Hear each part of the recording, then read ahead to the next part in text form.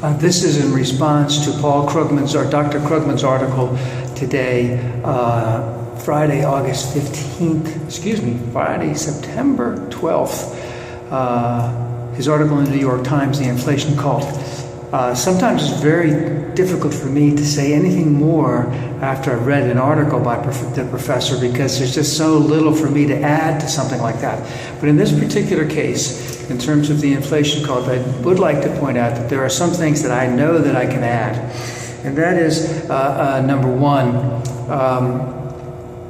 that this is really a detriment to the progress of the United States when you have a certain group of people who have already got their own. They've got theirs, and they know what they can do to keep theirs.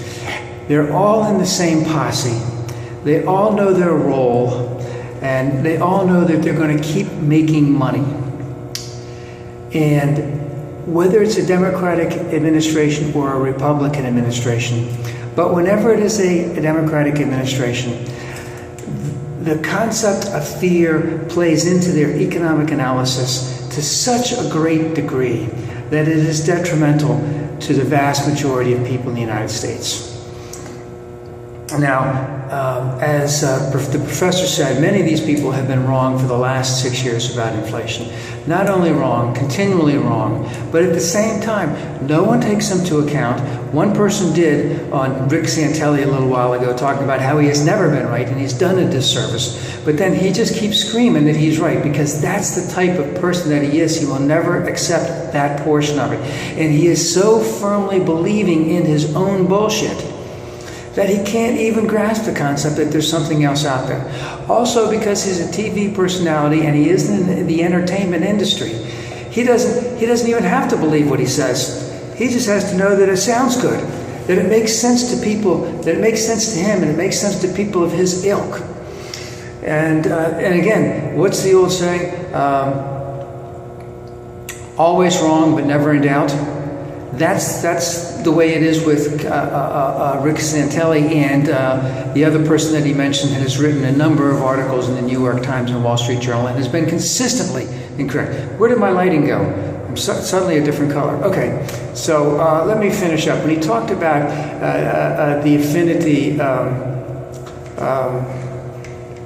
part about it, and the thing that I would like to say is that, you know, those people used to be called snake oil salesmen. They were called snake oil salesmen for a reason.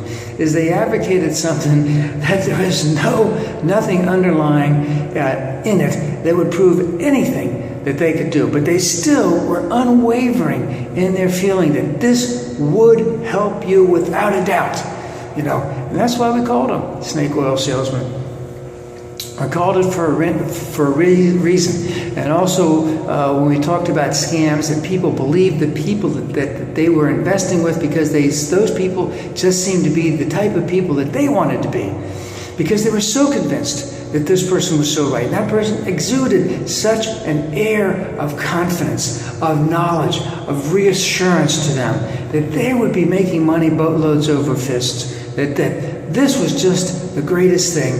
And then, of course, 6 weeks later, you know, the guy's absconded and gone wherever, Tahiti, whatever, to do something else with all their money.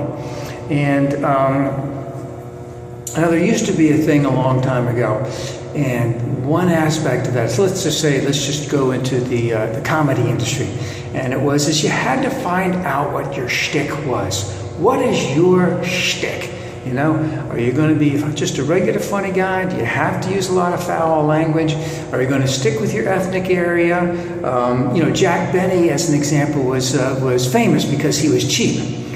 So he would always bring the fact that he was cheap into his comedy. So one of the great jokes that he had is that he was standing on the corner and a robber came up to him, stuck a gun in his stomach and said, you know, money or your life.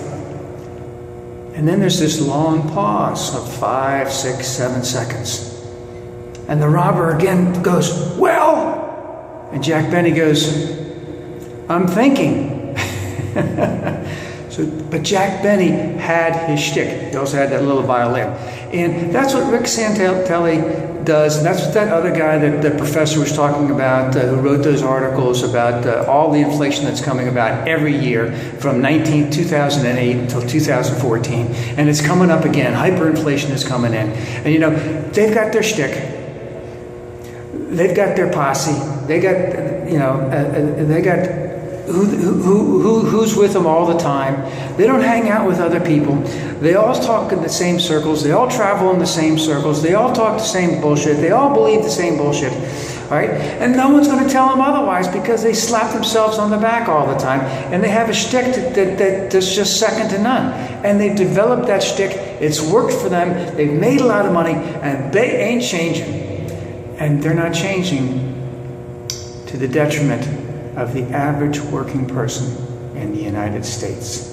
And one of the few people that's calling them out on it is the Professor Paul Krugman.